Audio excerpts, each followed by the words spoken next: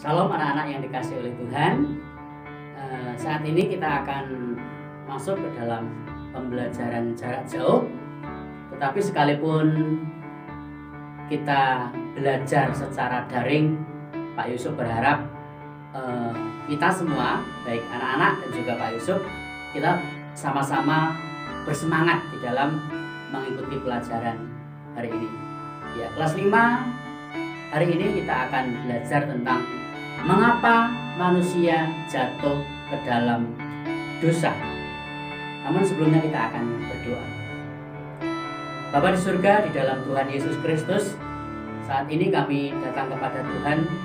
Kami mohon pimpinan dan penyertaan Tuhan di dalam pembelajaran kami, sehingga belajar kami dapat berlangsung dengan lancar, dengan baik, dan anak-anak didik kami memahami apa yang menjadi maksud dari pembelajaran saat ini. Berkati hamba-Mu, berkati murid-murid kami semua, kami serahkan ke dalam tangan Tuhan. Di dalam nama Tuhan Yesus Kristus kami berdoa dan mengucap syukur. Haleluya. Amin. Salam anak-anak yang dikasihi oleh Tuhan. Pembelajaran hari ini kita akan memulai. Jadi di kelas 5 semester 1 ini di KD.1 menjelaskan bahwa manusia itu berdosa sehingga perlu bertobat. Jadi tidak dapat kita pungkiri anak-anak bahwa kita ini adalah manusia yang berdosa. Jadi keberdosaan kita itu karena memang nenek moyang kita, bapak leluhur kita Adam dan Hawa jatuh dalam dosa, dan juga karena kita juga melakukan pelanggaran-pelanggaran di hadapan Tuhan. Ya.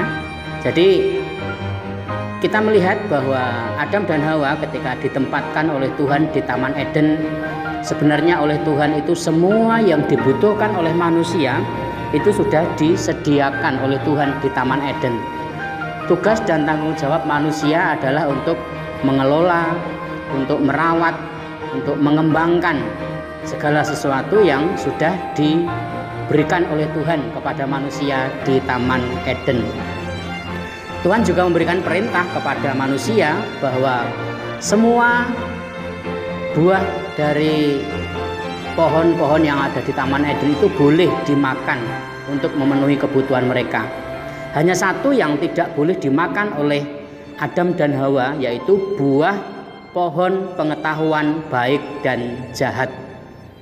Tetapi karena godaan yang datang bertubi-tubi dalam diri Hawa, sedangkan Hawa sendiri juga kurang paham tentang perintah Tuhan yang diberikan oleh Tuhan kepada Adam, akhirnya oleh bujuk rayu, oleh tipu muslihat iblis, akhirnya Hawa pun tergoda. Oleh karena dia tertarik untuk memakan buah pengetahuan baik dan jahat itu, akhirnya dia pun memakannya.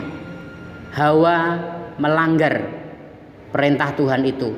Bukan hanya Hawa, tetapi juga buah dari pohon pengetahuan baik dan jahat itu diberikan kepada Adam, sehingga dua-duanya berdosa. Hubungan manusia dengan Tuhan di Taman Eden sejatinya sangat harmonis sebelum mereka jatuh dalam dosa. Tetapi ketika Adam dan Hawa melanggar perintah Tuhan, mereka tidak taat kepada perintah Tuhan, hubungan manusia dengan Tuhan itu menjadi rusak.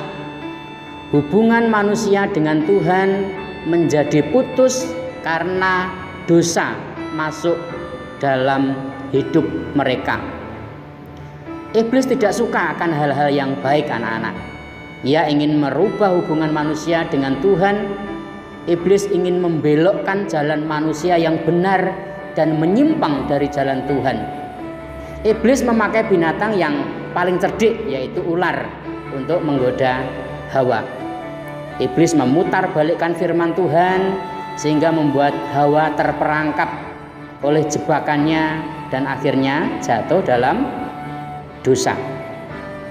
Anak-anak yang dikasihi oleh Tuhan, manusia diciptakan segambar dan serupa dengan Allah. Sejatinya dalam diri manusia ada sifat-sifat keilahian yang diberikan Tuhan kepada manusia. Sifat apa saja itu? Antara lain kasih, manusia memiliki akal budi, manusia memiliki kesucian, keadilan, kebaikan, dan lain sebagainya. Dan sifat-sifat inilah yang ingin dirusak oleh iblis supaya manusia jatuh ke dalam dosa, dan sifat-sifat Allah dalam diri manusia itu menjadi rusak. Inilah tujuan iblis menggoda manusia. Jadi tujuan iblis menggoda manusia adalah apa? Membunuh, mencuri, dan membinasakan. Itu tujuan iblis menggoda manusia.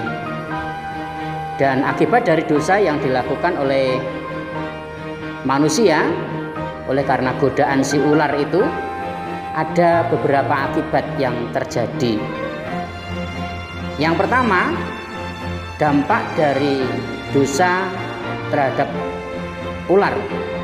Ular menjadi binatang yang terkutuk, kemudian berjalan dengan perutnya dan memakan debu tanah menjadi makanannya. Kemudian dampak bagi Hawa atau hukuman bagi Hawa adalah perempuan-perempuan di seluruh dunia akan merasakan kesakitan yang luar biasa saat melahirkan. Kemudian hukuman bagi Adam adalah seorang laki-laki akan bersusah payah dan berpeluh mencucurkan keringatnya dalam mencari rezeki dari tanah yang diberikan oleh Tuhan untuk mencukupi kehidupannya. Anak-anak yang dikasihi oleh Tuhan, dari firman Tuhan dan juga pembelajaran kita hari ini, Tuhan ingin mengingatkan kita supaya kita ini menjadi anak-anak yang taat, anak-anak yang patuh, baik kepada Tuhan, baik kepada orang tua, kepada bapak ibu guru. Kita taat, kita patuh, seperti kita taat dan patuh kepada Tuhan. Karena ketaatan itulah yang akan membuat hidup kita itu dalam keberkatan Tuhan. Oleh sebab itu anak-anak, mari kita akan memuji Tuhan dengan sebuah pujian yang mungkin anak-anak pasti sudah bisa, ya. Hati-hati gunakan tanganmu. Kita mempergunakan seluruh anggota tubuh kita untuk kemuliaan dan kebesaran nama Tuhan. Kita akan memujikan pujian ini dengan sungguh-sungguh, ya. Yuk, mari kita memuji Tuhan bersama-sama.